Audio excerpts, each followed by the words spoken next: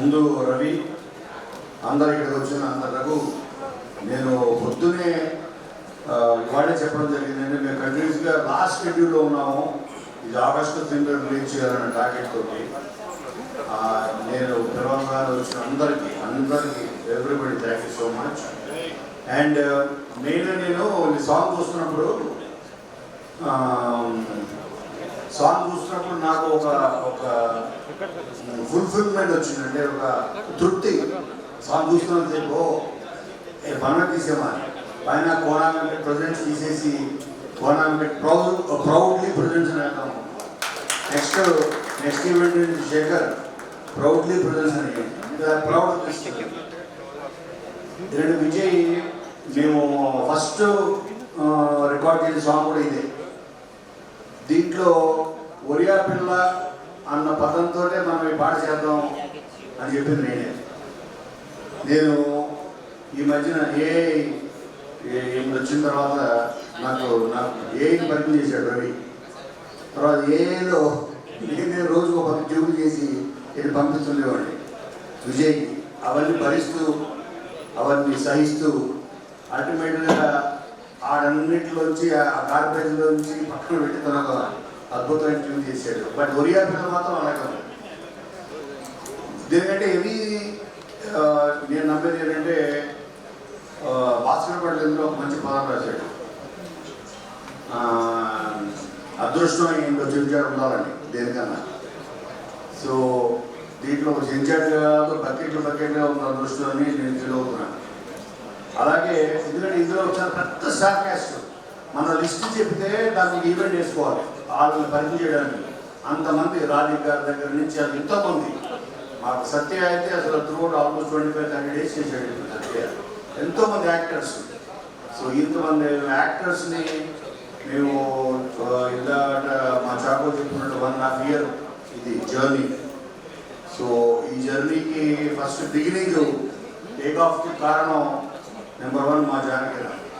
తను ఒక ఐడియా తీసుకొచ్చి సార్ ఐడియా నేను విన్న వెంటనే సో థ్రిల్డ్, ఇది మనం డెవలప్ చేయాలి 100% అని బాను నందు.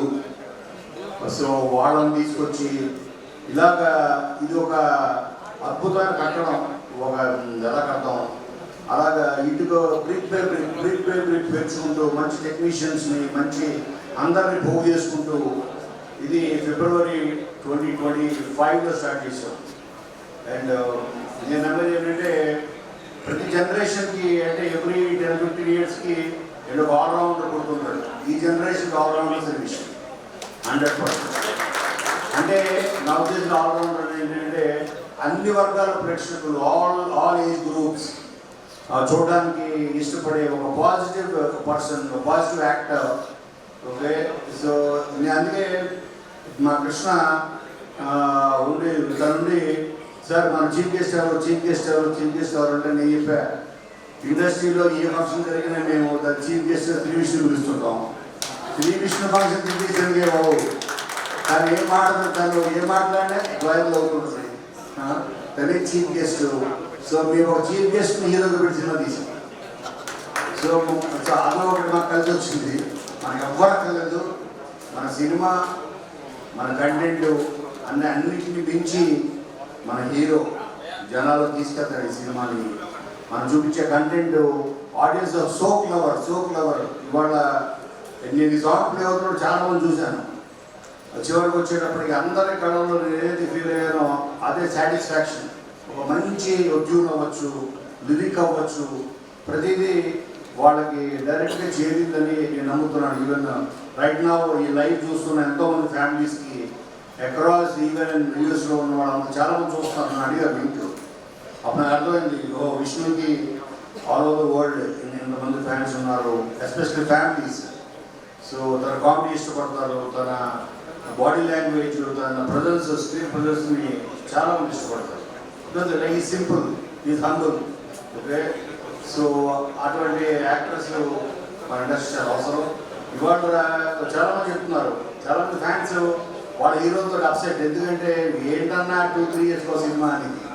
అటువంటిది ఇండస్ట్రీని అట్లీస్ట్ ఇయర్కి ఒక 3 films అయినా మినిమం టార్గెట్ పెట్టుకుని ఇండస్ట్రీ ఒక రకంగా చెప్పాలంటే ఇండస్ట్రీ సర్వైవల్కి, ఎంతమంది టెక్నీషియన్స్కి, వర్కర్స్కి వాళ్ళకి జాబ్ ఇస్తూ సర్వైవల్ కారణం అవుతుంది ఓన్లీ శ్రీకృష్ణ. అలాగే ఒకప్పుడు ఆ ముందు జనరేషన్లో రవితేజ్ ఉండేవాడు. సో తను కంటిన్యూస్గా ఒక స్టోరీ విన్నాడా, జడ్జ్మెంట్ తీసుకోవడం, వెంటనే షూటింగ్ స్టార్ట్ చేయడం, అది రిలీజ్ చేయాలో కూడా ఇంకో 2 గురించి రెడీగా ఉండేది. అలాగా ఇప్పుడు మన ప్రజెంట్ జనరేషన్కి ఈ తెలుగు ఇండస్ట్రీకి 100% శ్రీ విష్ణు అన్నవాడు ఒక వరం, 100% ప్రొడ్యూస్. అండ్ అలాగే తను చాలామంది న్యూ టాలెంట్ని, న్యూ డైరెక్టర్స్ని తను ఎంకరేజ్ చేయడంలో, తను వాళ్ళ టాలెంట్ని గుర్తించడంలో, సో తను ఈజ్ టాలెంటెడ్ అని చెప్పాలి. అలాగే కామ్రేడ్ కళ్యాణ్ మన సినిమా ఇట్స్ కూడా హిలేరియస్ ఎంటర్టైనర్. నేను అప్పుడే అన్నాను, ఒక కాన్సెప్ట్ సినిమాలో చెప్తుంది ఏంటిది,